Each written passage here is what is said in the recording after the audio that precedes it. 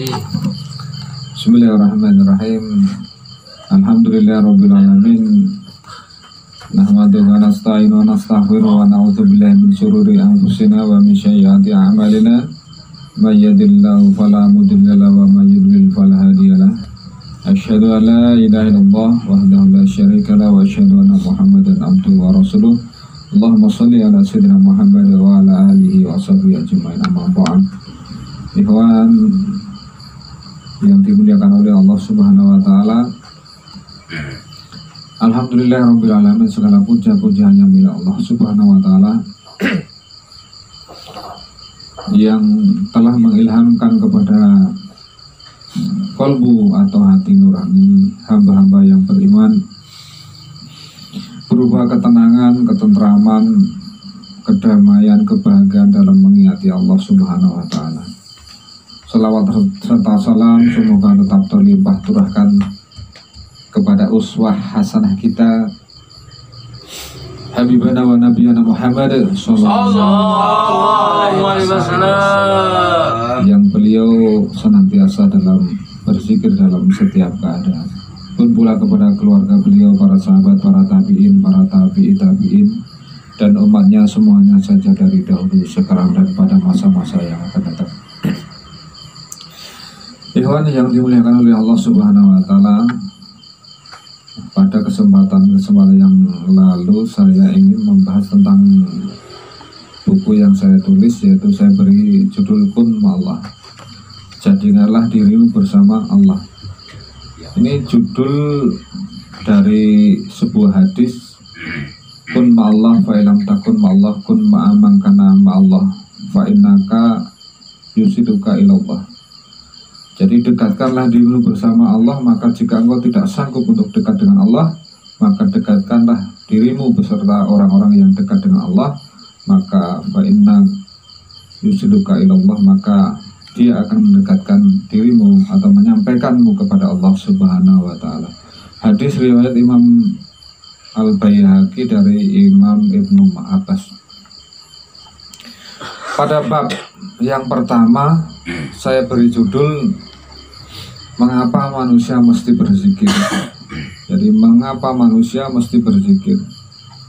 Ternyata ikhwan yang dimuliakan oleh Allah Subhanahu wa taala, sebagaimana firman Allah Subhanahu wa taala, a'udzubillahi minasyaitonirrajim, yusabbihu lahu ma fis samawati wal ardh. Bertasbih apa yang ada di langit dan apa yang ada di bumi. Jadi ternyata semuanya berzikir kepada Allah. Maka pada bab ini adalah saya mengutip dari tulisan Gus Mustafa.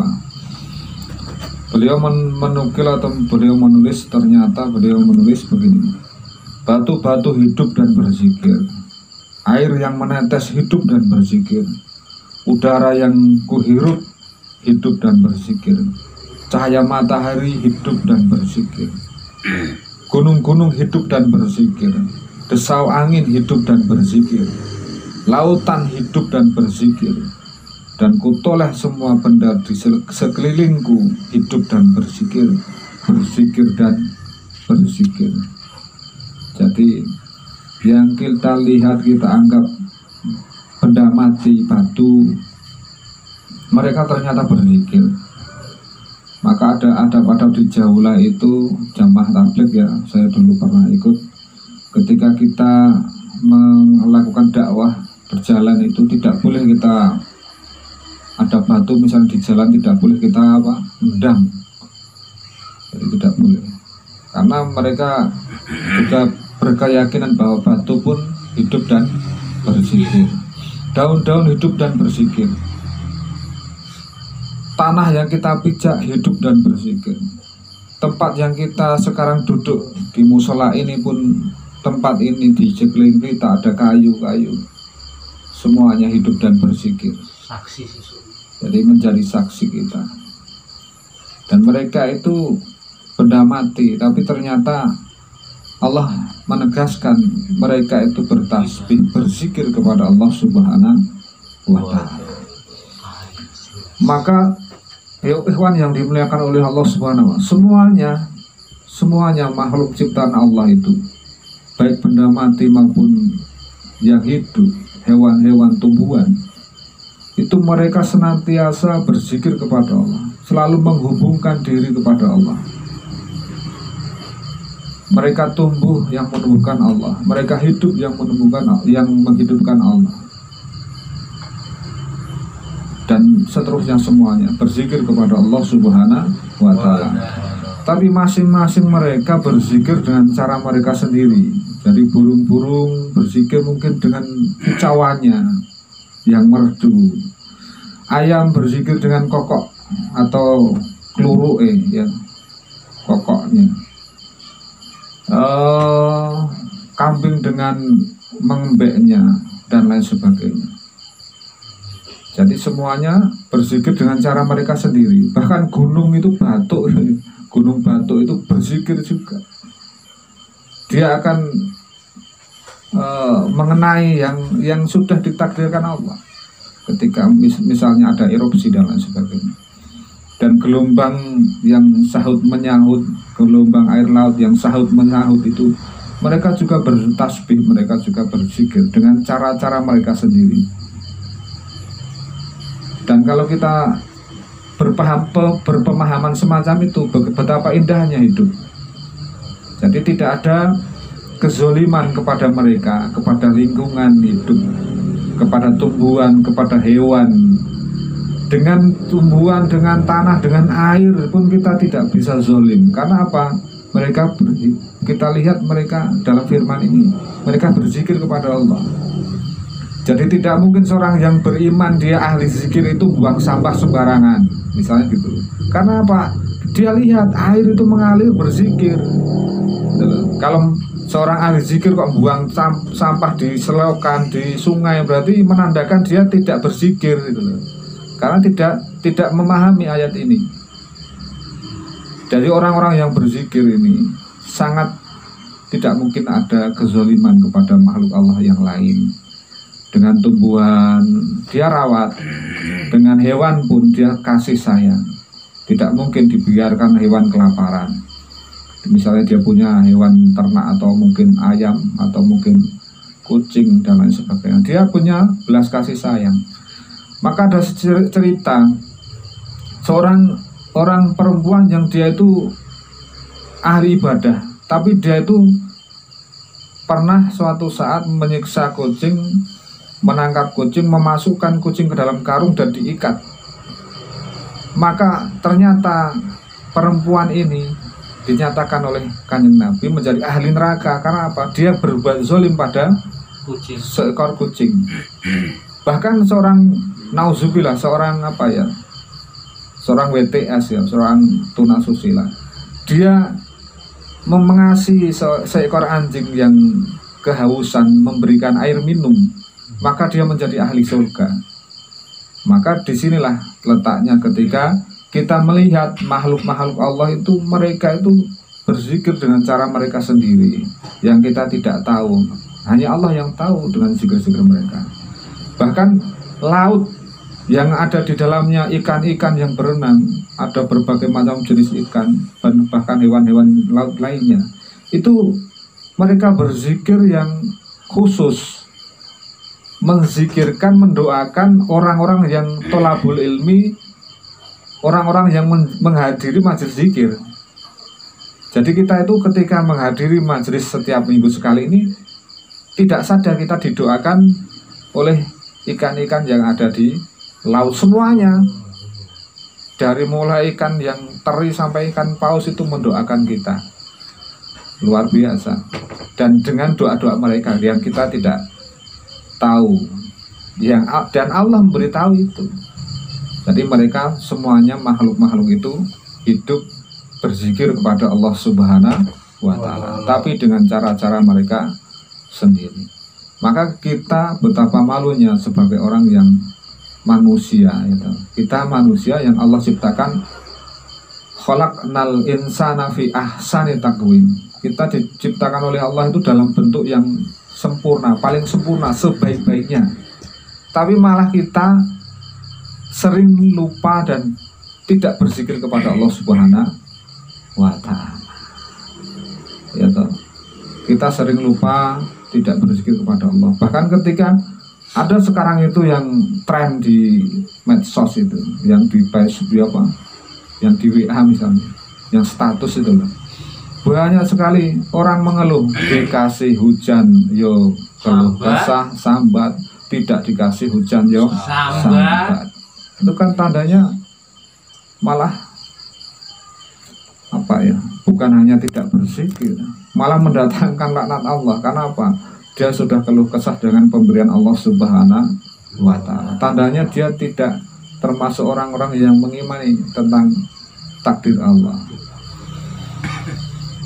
Ikhwan yang dimuliakan oleh Allah Subhanahu wa Ta'ala, maka kita sebagai makhluk yang paling mulia di antara makhluk-makhluk ciptaan Allah Subhanahu wa Ta'ala, kita harusnya ya semakin banyak berzikir kepada Allah Subhanahu wa Ta'ala.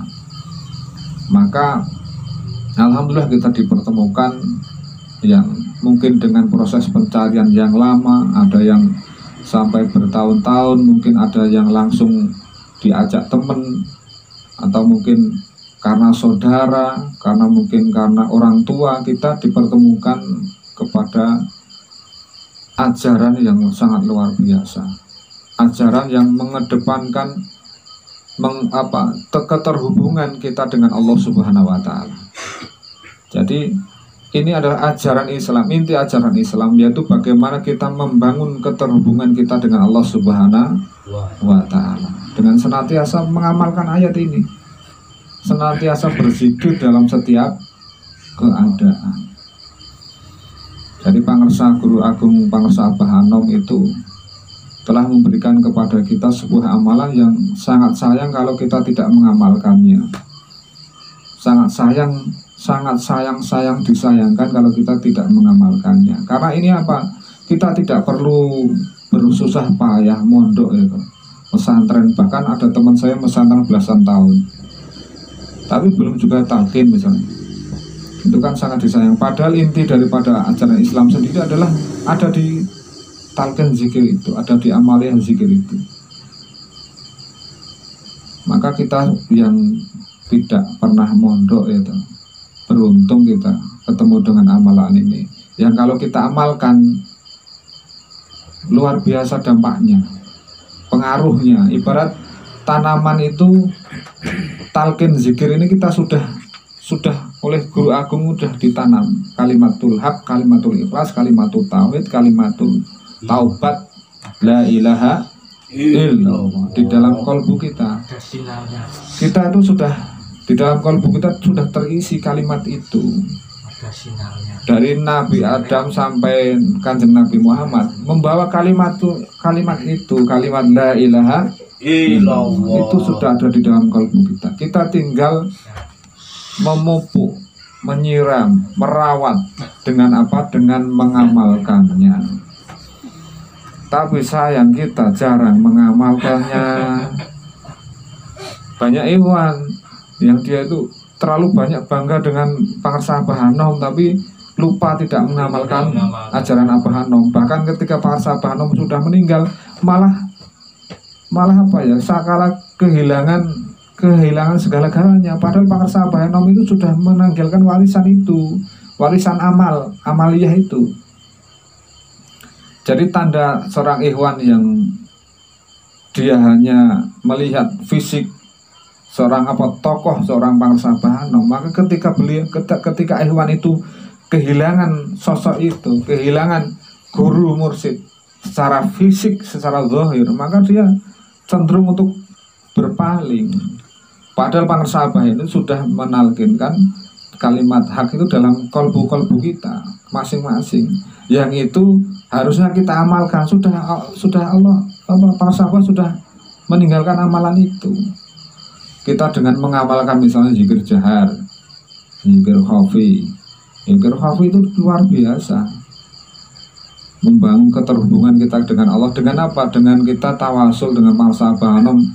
Mau apa saja bisa kok itu, kalau kita mengamalkan itu. Loh, kita kalau yang saya tulis ini kun ma'allah fa ilam takun ma'allah fa innaka yusiluka ilallah. Dekatkanlah dirimu bersama Allah. Kalau tidak bisa kamu dekat, kamu berusaha dengan dekat, dengan berzikir, dengan sholat, tidak bisa dekat.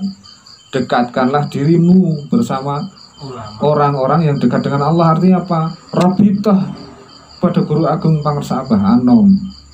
Robitoh, sudah kalau robitoh nanti insya Allah fa innaka yusiluka ilallah, maka Pangersa Abah yang akan membimbing kita untuk sampai dekat dengan Allah Subhanahu wa ta'ala. Ya tinggal kita mau nggak mengamalkan apa yang diwariskan beliau berupa amaliyah itu, dengan minimal zikir jahar setiap pada sholat fardu, minimal itu 5 waktu. Tentunya orang thariqah ya kalau mengamalkan zikir ya dengan sholate gitu. Tidak langsung zikir, itu kan aliran apa sesat itu kalau misalnya cuma eling tok itu loh, tanpa syariat. Amaliyah zikir harian, zikir khotaman, lalu manakib itu sudah amalkan, insya Allah kita akan terbimbing oleh Guru Agung Pangersa Abah Anom dan kita menjadi orang yang ahli zikir. Ahli zikir itu ahli yang senantiasa dekat menyambung keterhubungan hati nurani kita dengan Allah Subhanahu wa ta'ala. Maka Pangersa Abah Anom mengingatkan, kalau lupa ingatkan, kalau putus sambungkan. Kalau lupa ingatkan, kalau putus sambungkan. Orang thariqah tidak mungkin gelisah, resah gelisah. Orang thariqah tidak mungkin susah. Orang thariqah tidak mungkin stres itu. Orang thariqah kalau stres berarti ya belum mengamalkan amaliyah yang diwariskan oleh Guru Agung Pangersa Abah Anom. Demikian ikhwan yang dapat saya sampaikan, sedikit pengantar untuk bedah buku Kun Ma'allah pada kesempatan yang berbahagia ini. Mudah-mudahan ada manfaatnya. Kita tutup dengan sholawat Bari Yasin 3 kali. Allahumma sholli ala nabiyil hasimi Muhammadin wa ala alihi wa sallim taslima. Allahumma sholli ala nabiyil hasimi Muhammadin wa ala alihi wa sallim taslima. Allahumma sholli ala nabiyil hasimi Muhammadin wa ala alihi wa sallim taslima. Allahumma sholli wa sallim wa